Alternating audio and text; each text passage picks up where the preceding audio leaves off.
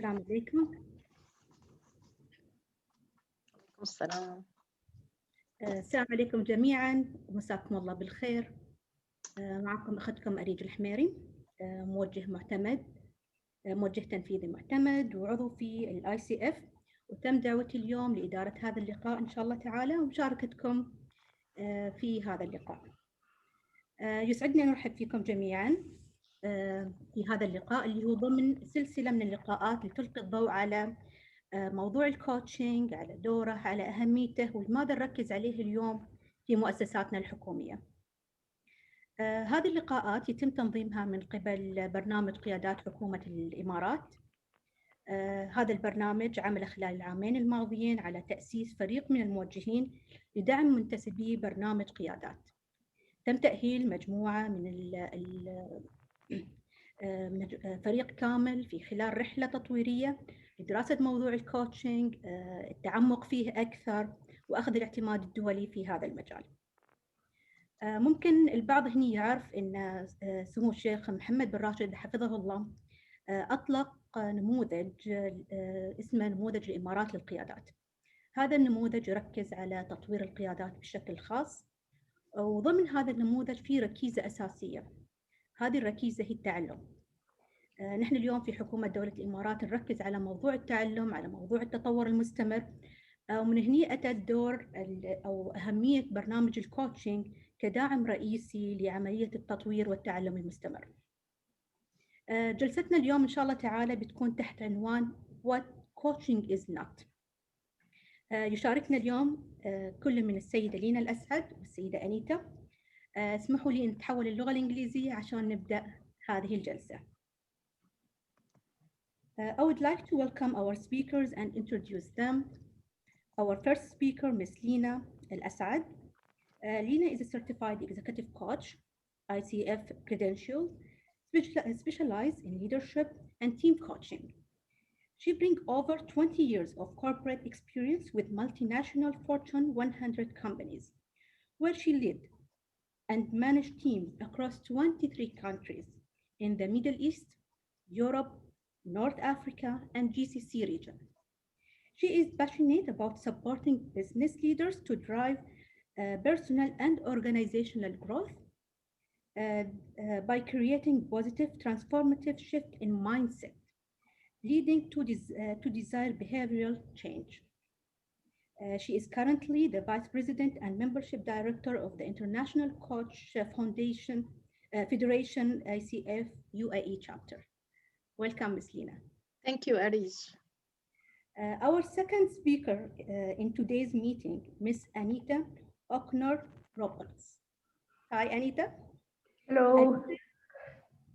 Anita is the owner of AOC Consulting, which is a boutique HR consulting and coaching company based in Abu Dhabi. Anita is certified master transformational coach and hold the BCC credential from ICF, specialized in business, leadership, and career coaching. And currently the director of marketing for the ICF UAE chapter. Welcome, Lina. Welcome, Anita. And we would like to start our today's session. And we would like to know more about coaching. So if you can give us more information about what is coaching, what we mean by coaching, what is the importance of coaching, what is the process of coaching. Ms. Lina, if you can start, I will be thankful.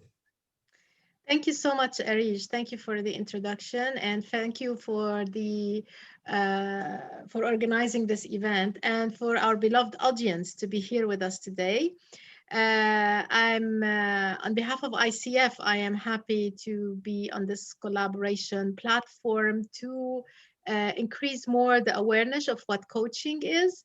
And in today's topic, what coaching is and is not, we will try to tackle how what is the definition of coaching and how it works, and how it works along how it differs from other modalities and how it works along them. So I'm going to simplify this by going into the ICF definition of coaching. And if we're talking by pure definition, the ICF defines, the International Coaching Federation, defines coaching as partnering with clients in a thought-provoking and creative process that inspires them to maximize their personal and professional potential. And this definition really is a founding, is a foundation of all what coaching is, because every word in this definition has been carefully crafted to give the meaning of coaching. So when we say that coaching is partnering with a client, it means that as coaches, we do not know more. We're not the boss. We're a partner. We are experts in coaching, but the client is expert in their own lives, in their own topic. So we are not here to be teaching them anything.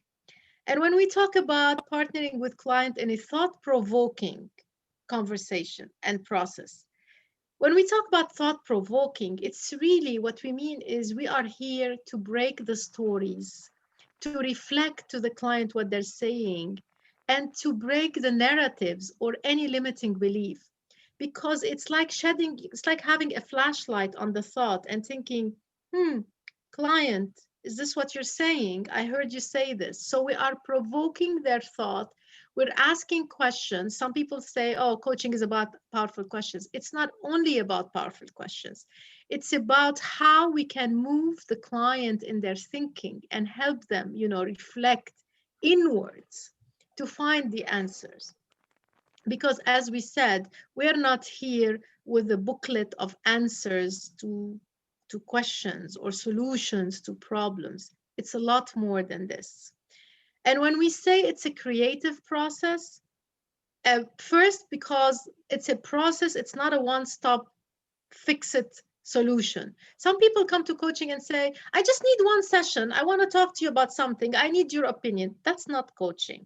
Oh, I don't have time. All of this process, 8 sessions, 6 sessions, it's a process. It's not an event. And a lot of it can happen even outside the sessions. There's a lot of thinking that goes back in the mind of the client outside the session. So a lot of actions are outside the session. A lot of successes and failures are outside the session, but they are provoked inside the session. So we help clients think and move forward in a process because it's different steps. The client goes out tries and come back, succeeding or failing. They come back to the next session. They have a learning. They move forward to the next step. And it says that we are inspiring them. It's a creative process that inspires them. Inspires them means we are helping them think without giving them solution, without giving them, it's not a training, it's not a lesson that we have. We are inspiring them to think. And it's a creative process because something new is coming out. A transformation is coming out.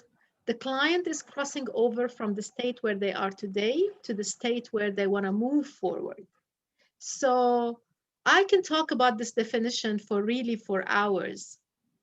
But the whole bottom line of this is to say that the client here is whole, is a person, is fully empowered to think, and the coach is their partner to support them in a process of thinking to create a behavior that is new and to transform into the goal and the person they want to be to attain success.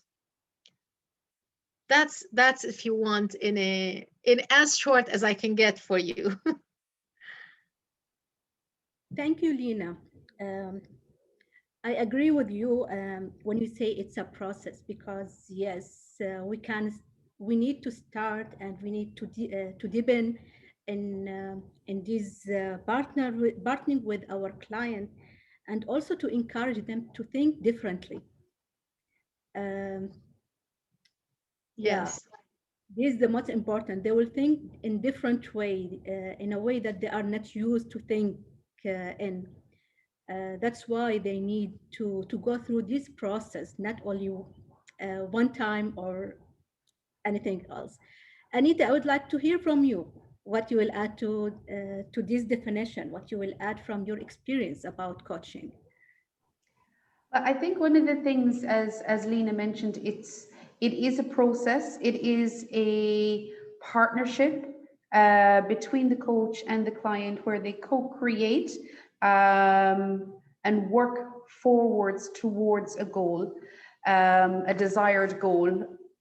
Unlike some of the other modalities, which a lot of people, as I think, get a little bit confused in when they approach coaching, that it's going to fix a problem, or it's going to one session, I need your advice or I need your guidance. Coaching is not like the other learning and development modalities like training or consulting or mentoring, where coaching, it comes from the perspective that the client is capable and whole and has the answers within themselves. As Lena said, it's about shining the spotlight on that, helping them to connect the dots, helping them to see self-limiting beliefs that may be holding them back, or perceptions or assumptions that they have that are holding them back from moving forward to achieving those goals. As well as training is like teaching, you're taught specific knowledge, specific techniques, specific rules, guidelines to follow. Mentoring is where someone is using their existing experience to help enhance the skills of someone else. Consulting is where they give the actual advice on how to do this, whereas coaching is working with the person to move forward, to stretch, to reach the desired goals, to facilitate change and transformation. The other modalities don't facilitate change or transformation or behavioral change or new habits or new neural pathways. They teach someone how to do something, but they don't facilitate that long-term change that's needed for long-term growth. Yeah. Thank you, Anita. Yes, Lena, you'd like to Yeah, add? if I may add something, because we have an Arabic speaking audience, and I'm always asked, what is coaching in Arabic? What is a coach in Arabic? Due to all what we said now and what we will be saying about the difference between consulting, mentoring, coaching, the best definition on translation, not because of lack of language and its richness, the Arabic language, but the ICF team, there's a task force that was selected from each chapter representative. We have one person from all the Arabic speaking nations here, GCC, North Africa and others, Levant. And this task force agreed that the best definition to coaching is coaching, and a coach is a coach in Arabic. It's not murshid, it's not muwajjih, it's not mustashar, simply because of all this lengthy, detailed definition that I gave, that it's a new modality that is different from the rest. And for us not to confuse it, because we're not guiding anyone, we're shedding the light, we're partnering with them, we're not training anyone, we're not passing on information, it's a transformative process. And that's why, with all the richness of the Arabic language, the coach is a coach because this modality of development has been, let's say, conceived in 25 years ago or more in the Western world and moved here. And that was the best agreed upon translation on the market that defines it truly. Thank you لينا. معناتها نعتمد كلمة coach. صح، الكوتش هو كوتش، الكوتشنج هو كوتشنج، والكلاينت هو المستفيد. مستفيد. هو مو عميل لأنه مش زبون، لأنه كل واحدة بتوجهه بنطاق تاني. صحيح. فعلا هم اختلفوا على التعريف باللغة العربية أو ترجمة الكلمة. سمعنا كثير موجه، سمعنا كلمة مرشد تنفيذي. نستخدم احنا بعد أحيانا كلمة الكوتشنج. فشكرا على التوضيح. شكرا. Thank you, Lina. Thank you, Anita, for answering our first question. But this one will lead us to the next question. Where we are as the coach when we start any partners with our coachee, always we face a question, or what is the difference? What is coaching? What is the difference between coaching and other modalities? For example, mentoring, psychology, consultants. So how can we we explain the difference between coach and these different modalities? So I would like to hear from you. Yeah, that's a very, very good question. I will start where Anita has tapped into briefly. As we said about coaching, we are partnering and we are equal. The client is the person who's expert in their lives, expert in their topic. Okay. If we look at mentoring, for example, the mentor is expert in the topic. The mentor, if you go to a mentor, they will tell you A, B, C, D, 1, 2, 3, 4. A consultant will also guide you on a structure, on a way to do things. Also an expert in their own topic. A coach is not necessarily an expert in your topic. Coach is an expert in coaching. Coach is an expert in your thinking process, in moving you forward, in creating something with you.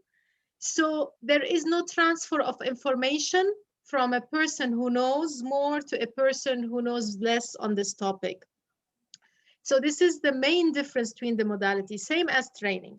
And here it's very important to say, we are not saying that the other modalities or development areas are not needed, but it's very important for a client to know what to expect from coaching, what not to expect from coaching. And it's very important for a coach to clarify this, because what's happening sometimes on the market, coaches are so eager to take a client that they want to solve their problem. They want to help them. They want to, provide solutions, but that's not how coaching is and what is for. If they are a consultant or a mentor or a trainer, then they need to clarify this to the client and tell them, I'll train you on A, B, C, D, and I'll coach you on it differently. As long as these two hats are clarified, then we are staying within the guidelines of ICF as coaches trained, and it's in the best interest of the client. Because when the client comes expecting from coaching a solution and we don't give it to them because this is not how it works, clients will be disappointed. Although we gain this client now, but what happens, the reputation on the market is that we did not succeed or we did not meet the expectation of that client. So I would really invite clients to inquire more about what the coach is providing, and the coach is also to explain more. And that's why the title of this session, I think, is What Coaching Is Not, right? Because it's not any of these. It's not a training. It's not mentoring. And the difference between psychology and coaching, again, coaching is moving forward to the goals. We don't analyze backward, what traumas, what's holding back. We analyze forward. If there is a limiting belief, if there is a narrative, if there is anything, it's how we cross over to the other side and transform the client. So it's not a one solution fits all. Another thing, also a client comes in asking for, I just want the session to understand 1, 2, 3, give me this solution, or give me, or I'm asking you, why are you asking me? I'm asking you for this question. You don't have the answer. Just be careful when you're designing at the beginning your alliance, your partnership with the client, to be very clear on what you're going to give them and what you're not going to give them for a better relationship and design. I will just briefly stop there. There are other things we can go into, but I think Anita might be having ideas also around it. No, I think it's pretty clear what you said in terms of how coaching differs from the other modalities. Yes, they can work together in some instances, especially in an organizational perspective. But it is, as you say, very clear. It has to be very clear from the outset where coaching exists on the spectrum, how it can help a client, and what it certainly will not do for a client. It is not going to, the coach is not going to be the one that provides the solution for the client. And you often hear, as coaches, as you start out on your professions or your experience as coaches, you will often hear people say, yeah, but can you not just tell me what to do? Or can you not give me advice? Or from your experience, what would you do if this was you? And you have to be very clear in removing your assumptions, your judgment, your perceptions, and approach it in a open-minded, non-judgmental way where you are not part of their story. You are not part of the narrative that they are telling you. Even if you can see, you have an idea in your head, something that might make it easier, or something that could, like, oh, you could just do this. It is not your job as a coach to say that. That is why at the very start, as Lena said, designing the alliance and creating the coaching agreement at the very beginning, making it clear what the expectations for the client are and what the expectations of the coach will be, and what, I guess, almost your rules of engagement, how you are going to work together. And it's also important, I think, for clients to understand that there's different types of coaching or different approaches to coaching, so that it's good for clients to initially speak to different coaches so that they can get the coach that works best for them. Because as Lena said, it's about creating that alliance and that relationship, and that is about your trust, your intimacy, how you can communicate and work together. And without that, the coaching relationship isn't going to work. As Lena said, it's a relationship. Therefore, it's very important on both sides that you're able to be open and honest and non-judgmental in the relationship. Thank you, Anita. Thank you, Lena. Maybe for me, always in my sessions, I start with contract. When we start the contracting, I clarify what is coaching, what is not coaching, what we are going to do, how it will work, what is the process of the coaching. What is always we say, we are here not to judge you. We will not give you our advice. My story is different than your story. Even if we have the same issue or the same difficulties, but at the end, my story is different than your story. If you will come and if I'll advise you, and if you will apply my advice, maybe it will not work with you. That's why always we need to clarify what is coaching and what they will expect in these sessions. Yeah. Yeah, and also be courageous. If there are coaches on the call, be courageous to say no to certain things. Because my story is different than your story, and because I want to add value for you as a client, I will not be just giving you an advice. You can go to, an advisor or a mentor. And one metaphor I give about this is, if you come to me to want to ride a bicycle, I always give this metaphor because it makes the client think. So if you come to me and you've been always wanting to ride a bicycle and I'm your mentor, or I will just open a book and say, put your right foot on the pedal, the left foot, sit, make the balance, take right, take left, 1, 2, 3. But if you were able to do it alone, you would have done it. There is no shortage of information, right? You would open a book, you would open Google, right? But if you to go to a psychologist, they will analyze the trauma and why and what happened when you were a baby and you fell off and the client, which is fine and valid. Every way is valid. But if you come to a coach, the coach will go on with you. It's a journey. They will take their own bike and ride with you. And along this journey, they will notice, I've noticed that you're doing this. What do you think, client? What is happening here? Explore. When they explore together, they will realize a lot of things. They will find out a lot of answers. And the client, when they own their own answers, this is when the power comes of the transformation. It's when finding their own solution, as Areej said.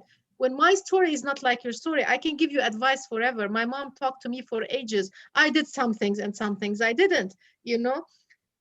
And that's the beauty and power of coaching. Yes, I think that's a very important point that you made, that the solution has to come from within. It has to be motivated from internal. Someone else giving you advice, you can take it or leave it. But when it comes from yourself, that's when the true transformation, the behavior change, the growth, that's when change really happens. And when it really sticks as well. It sticks, yes. I think, Anita, you spoke to the long term. If we want long term, because I can take an advice that resonates now, run and do it, it works, but then slowly it fades away. So if we want something long term, it has to be generated from the inside. It has to have this spark, this aha, this, this is where real transformation happens. If you allow me to share something, once long time ago, I went to a coach, and I have a problem similar to any person. But from that day, and when I start coaching session, really I find the transformation in my life, in my personality, in my life, in everything. Yes, it's for me it works because, as you say, I find the solution, and I commit to on that solution and go forward from there. Yeah, commitment is very important. Yeah. And maybe now we can go to our next question, where I want to ask about coaching in our organization, where today we can see a lot of organizations start introduce coaching in their work. So if I will ask you, how can coaching be applied at work in combination with another modalities that they are now in the companies or organizations? So how can what is the answer for this question? A lot of organizations are starting to use or become more aware of the benefits of coaching. Using it on top of existing programs such as where they have consultants to come in to implement a solution or implement a new way of working or a new way of doing things, where there's the implementation phase, and then for a few months afterwards, there is a coaching period where the people who are involved in it are coached through the process, coached through their experience, so that they can start to, you know, adapt to the changing environments, to overcome any challenges that they may face that they wouldn't normally experience in their day-to-day working. A lot of companies are using it to enhance training. So as we said earlier, training provides knowledge, it provides techniques, it provides guidelines to do as to how you actually do something new. And then in addition to that, a lot of companies are doing, you know, 3, 6 to 12 month coaching after the training, because the coaching helps to instill the new behaviors that the organization wants to have within their organization. Organizations that are going through change management or introducing a value system often use coaching so that they can start to create the behavior change that they want to see active in everyday life. And the reason for doing this is because coaching shows that it reinforces and transfers and instills learning. So it's not just something you learn, you go back to the workplace, you may or may not use it. When you have coaching, you will definitely use it. You will definitely see that behavior and performance change. It leads to improved team functioning. Coaching is shown to increase employee engagement, increase commitment to the organization. It has shown that it has significant effect on performance, on skills development, on well-being, on, you know, coping, employee coping attitudes, self-regulation.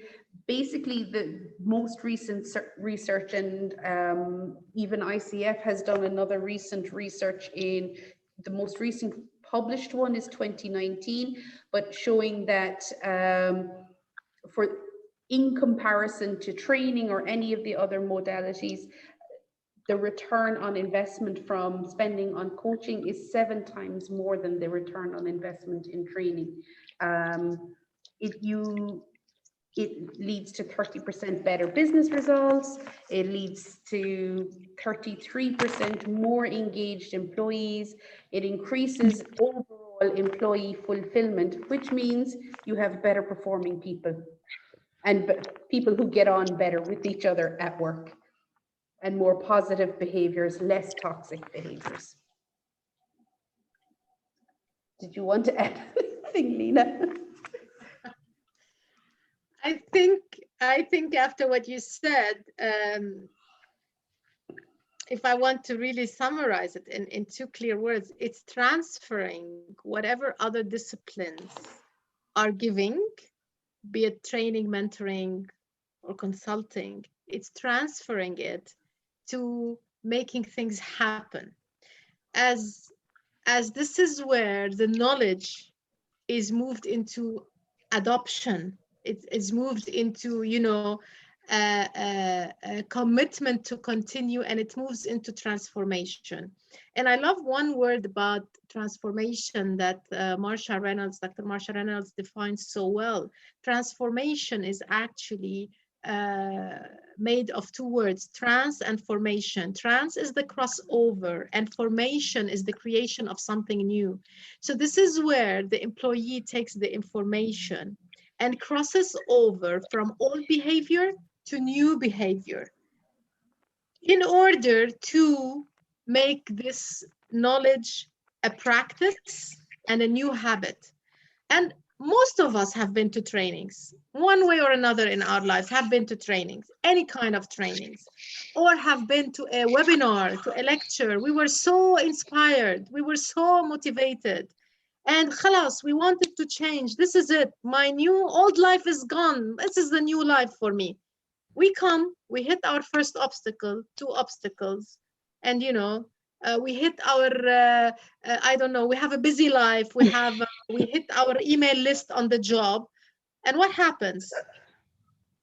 all our motivation declines, all our energy goes slowly but surely away, you know, and very few people will keep on, you know, this transformation or this knowledge for a longer time and apply it. And this is because we just have received information, but the solution did not come from us. Now, when we receive information that is new to us and we like it, coaching takes this information, embeds it, and transfers it into new behavior to create the success of this information and the commitment. And as a result, happens in the organization, uh, uh, all the list of things that Anita mentioned. So we will have more effective communication, higher performing teams, and the list she went through that are now becoming statistically proven from different studies. That's the nice thing. Coaching has been around for a while. For organizations to believe in it, they need to just read more studies and statistics about how coaching is impacting the employees and impacting the results. Thank you, Lina. Thank you, Anita.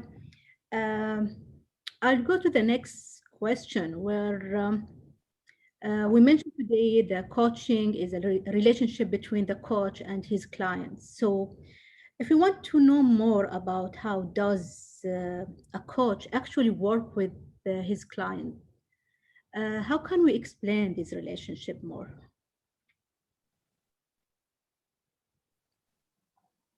Lena did touch earlier on how the coaching relationship is the foundational stone for how a coach works with the client. So there's the co-creation of the relationship, set to begin with by developing a coaching agreement where expectations from both sides are clear.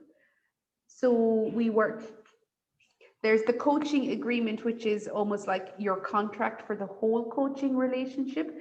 And then there's the coaching agreement in each session. So it's clear within each session what we are going to work on today, so that we know that we are constantly, and how this is working towards what we do today is working towards the bigger goal that we have agreed at the start of the coaching sessions.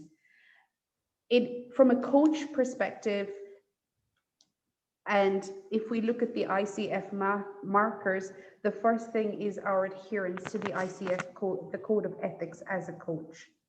And the code of the ethics, once you start going through your credentialing process, you will realize how important this actually is as a coach to adhere to the coaching ethics.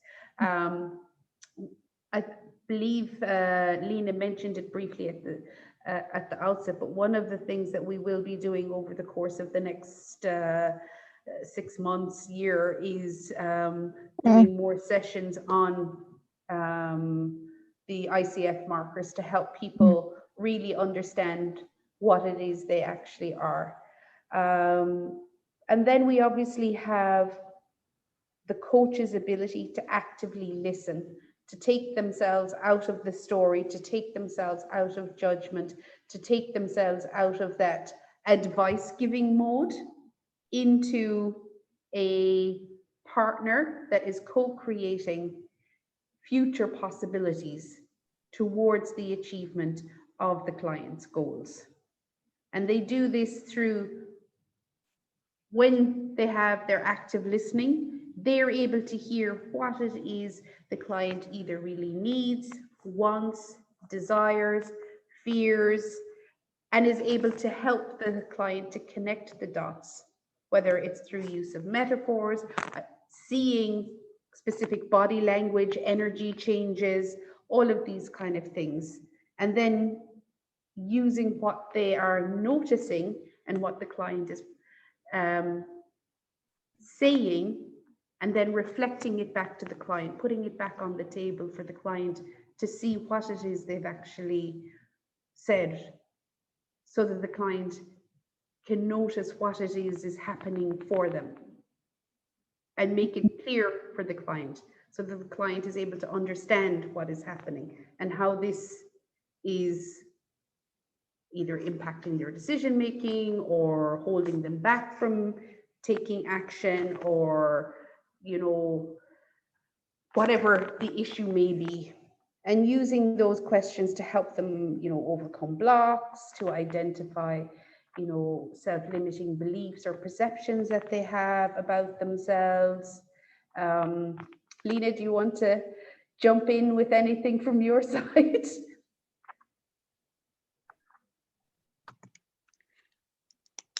Actually, you just went through the process beautifully. And if I would personally want to pick up few things, I would say, um, all right, so the competencies, to some of you, you know that there are 11 competencies currently, and they are moving to be changed into 8, or they changed into 8. And the few things that remained or that were summarized is, number one is the ethics, and that's the most important too. The listening, I would say, and the curiosity. A coach, I've heard it recently on a talk, and I love to give this metaphor. A coach is like visiting a client for a first time. It's visiting is as if you are invited to a new house. When you go into a new house for new people, you go with a, you know, exploration mindset. You notice something, you reflect it without judging them. You go there, you're just curious about learning more. You know, oh, look, for example, they have this type of habit. Oh, some of them, they, for example, put their shoes outside. Oh, they deal this way with a dinner, as if you're invited. So make it like an invitation to go to the client's world. It's a privilege for us coaches to go into the world. And that's where we ask clients if we're allowed. This is where we create trust, because they need to be open to invite us. And when they invite us, this is when they trust us and they want to share more and more with us. So the more we hold our judgment, the more we go into the curiosity of a child, you know, finding out and exploring and reflecting without any, you know, additions, without, it's a tricky one to have some self-management, not to really jump because we think we want to help them, right? Because we know we might have some experience. And it's very tough to hold ourselves from this and follow the competencies. And the competencies is not about, you know, holding people and coaches. It's about, you know, it's called, there is number 2 competency is having the coaching mindset. This mindset of flexibility, curiosity, no judgment, that allows us to listen actively to what's being said, to connect to what's being unsaid, to why they stopped in the middle of the sentence, to how they were breathing, to how they were talking more alive or more, you know, quietly, and just get curious about, so I noticed this, what's going on. That by itself, I think, takes the client on this journey to create this successful process. And if you trust the process as a coach and trust the process as a client, mind you, a first-time client needs to be trained to trust that process, because they're still holding themselves like, okay, so give me the answer. And they're also a bit, you know, conservative about how much they want you into their world. So holding that safe space, doing it gracefully with the client is a skill. And that's why you have 3 credentialing level. They're about the same competencies, but done to a deeper extent, one from the other, you know, ACC, PCC, and MCC. Also, to add to that, in terms of, as a coach, holding yourself and holding the space for the client, it's something that takes a lot of practice, and that's why the hours, the 100 hours, 500 hours, 2,500 hours, that's why they are what they are. It's why you have to have so many hours of training beforehand, and it's why, you know, from a an ethical perspective, the ethics obviously are very important, but it's what very often differentiates good coaches from bad coaches. The good coaches are the ones that adhere to the ethics, that adhere to the markers. And it's done not to constrain you as a coach, but to ensure you as a coach go there with curiosity, an open mind, zero judgment, and being prepared to see what happens in the session and to allow the space to, what is it, dancing in the moment, to dance in the moment. Thank you, Anita. Thank you, Lina. And really gain the trust if your client trusts you. And if he find that you are listening to him carefully, you notice his body language. You don't judge him; he will trust you. I, in my practical life, yes, I found this. When I listen to them, I don't judge. I don't give my advice. I start gain the trust from. I will not say from my client, even from my colleague in my work. They want the person to be to listen to them, not to judge them, because if you start judge, they will the trust will start breaking there. So again, I will say thank you, Lina. Thank you, Anita. Thank you for being with us today and highlight all this information about coaching, what is not coaching, and what is the coaching process. And we may now open the floor for our guests to, if they have any questions, to start. We have some questions here, and if anyone also want to ask, we can start. Amna? السلام عليكم جميعا. This is Amna. Amna bin Faris. I am CPCC certified 2017. I have lots of curious questions. One of them is like UAE chapter or ICF. How do they check what the certified coaches did in their life journey, especially the one that they never contacted them, like they took the certification and they just went to the field and nobody heard about them anymore?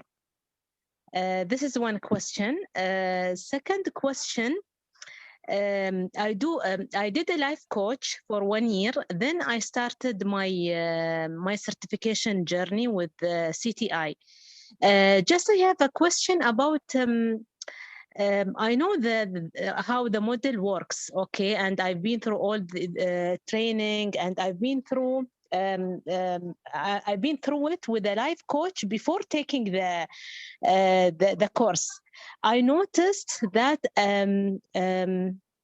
a lot of things that my previous coach did with me was not exactly on the coactive model, style. I don't know, do I blame her or I blame the institute that they teach her? Still, I was wondering how she how does she have all these information, yet she used it differently, which I was like surprised after I take the certification. I was like, oh, okay, now I know what she did. Like if she did something wrong, for example, oh, now I know what she did. But through the certification, I never thought that what she did was not good for me, for example. Last question. I have lots of questions, but for today, I think I will just take 3. I will just give you 3, okay? Question number 3. It's maybe out of the box, why we let the client suffer until he knows what's wrong with him, or for example, what's not wrong, what to fix. Just like why should I leave him suffering for lots of sessions, maybe lots of months? Then no, keep him realize with himself, okay, why all this suffering? I can just not help. I think maybe the model need to change somehow. Maybe coactive model need to change somehow. I think we don't need to suffer a lot to realize the new perspective or the new solution. Or we don't need this very stressful journey of coaching to realize. And thank you so much. I hope one day I can tell you my story. If you will give me a chance one day. Thank you so much. And I'm very happy this is my first time attending. Thank you so much. Thank you. Thank you, Amna, for your interest, for attending, and for the questions. I just want to clarify one thing before I start answering bits and pieces, and I also want some clarifications on your questions. But one thing I tell you is ICF is an umbrella that certifies, that accredits many schools to have their own model of coaching based on the ICF competencies. So we have 11 competencies that are active listening, embodying mindset of coaching, etc. The trust, what we talk about, ethical guidelines. Coactive, or CTI, is one of the so many schools that are accredited to deliver an ACTP path training. So there are 3 training paths also. This is a bit complicated, not going there now. But what I want you to believe is like, okay, we have an umbrella, which is ICF. Under this umbrella, there are the core competencies and the code of ethics. And ICF just gives accreditation to schools. What does accreditation mean to the school that is accredited by ICF? It means that this school is delivering so many hours depending on your program. Your program is 104 hours because I'm a coactive CPCC. But I also hold other certifications. And I looked at other models because I wanted to understand coaching from different angles and from different practices. And I'm still curious to learn more and more. There is no one size fits all model. And that's why ICF accredits all these schools. So based on that, I just want to say that there is a difference between CTI as a school and ICF as an organization. Now, regarding the suffering, I did not see any suffering in the coactive. The journey was very transformative and powerful. I do agree. And it's one of the programs that transforms you personally and transforms, and one of the different programs, many programs that does a transformation because it's a lengthy one, a more robust one. But if you look at it, it's one of the closest to the ICF. So listening, deepening and forwarding the learning, self-management, curiosity, all under the circle, they're all ICF core competencies in this model. So if you're asking why are we not giving solution to clients, and this is what you are implying by leaving the client suffering, is because of what we just said, Anita and I, and it's because of the coaching models by itself believes that I can come to you today as a doctor and you give me a prescription and I may do it or may not do it. I go to a trainer in the gym, they give me, okay, do 5 times lapses, do jump, I don't know, 30 minutes. How many of us commit to it or not? Because it's not coming from us. How many of us go to dietitians and end up not losing weight? Not because the dietitian is bad or good. It's because we are not being transformed. Because if you just come as a coach and just lay answers and answers, thinking that I'm helping the client not suffer all the journey, client needs to go through the journey to get this aha moment and realize, this is the way I want to do it. Now I understand. How many times you hear, now I understand. regarding the first question about how many coaches are certified and what ICF UAE is doing, I'm not really clear about this. If you can just um, Yeah, I mean, now there are so many people are certified from the coactive model, okay? But like, for example, now I took the certification 2017.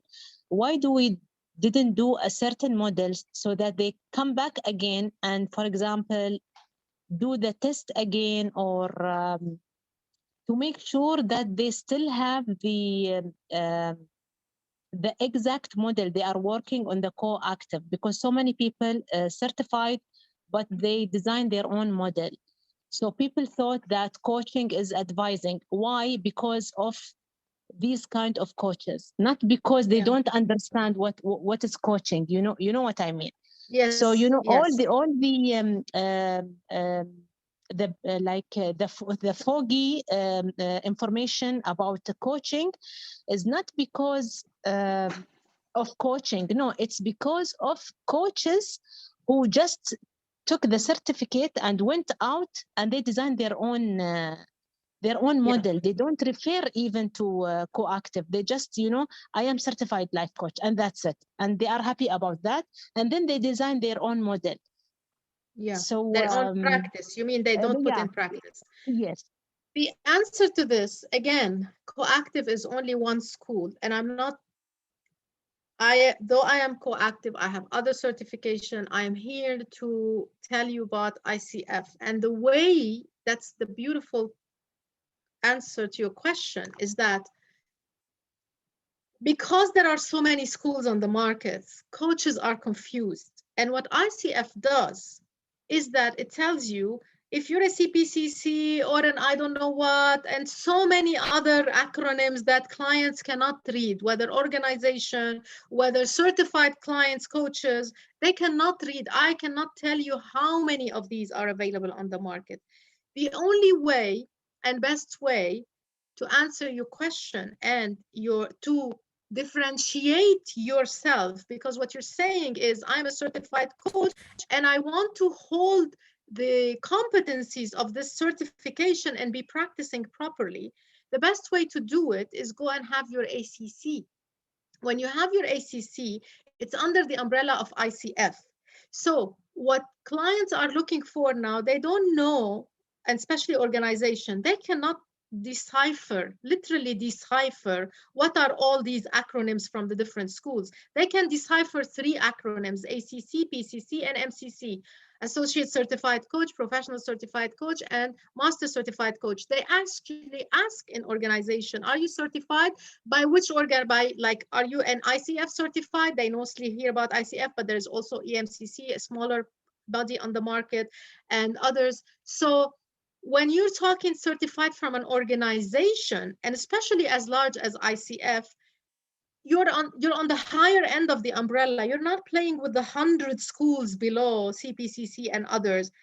You're playing with differentiating yourself. Either you're an ACC, PCC, and MCC. And on top of that, for you to maintain your credential as an ACC or PCC or MCC, you need to be investing in continuous learning.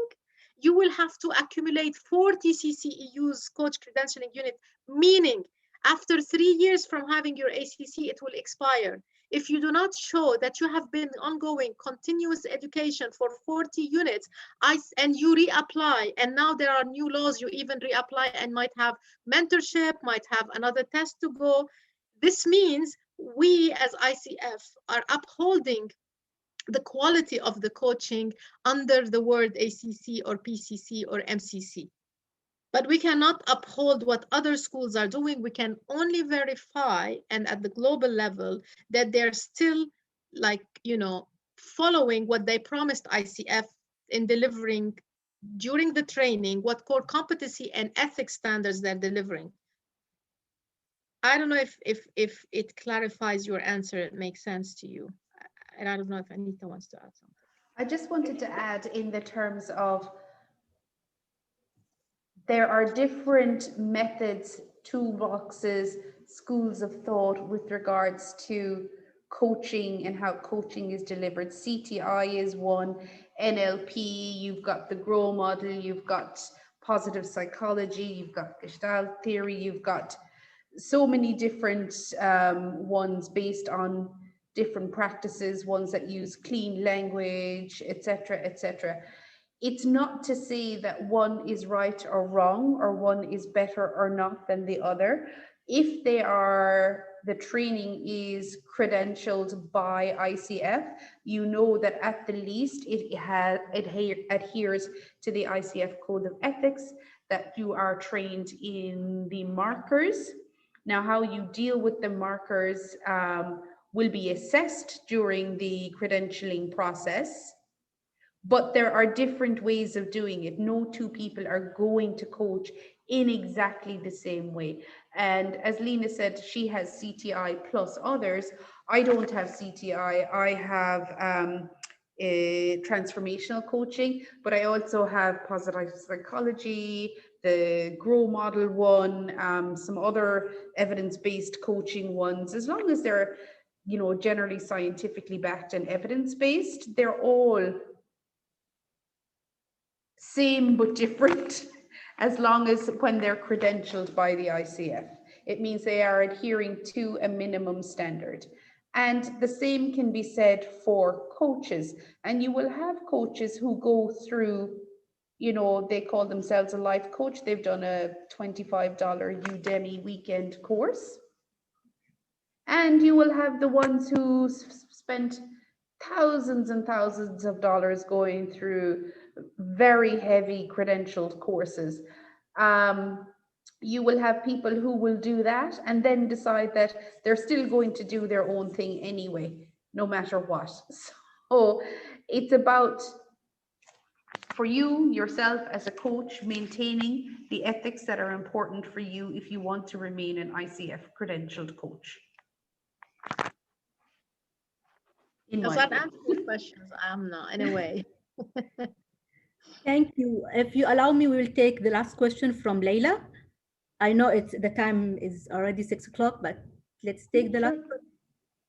Leila?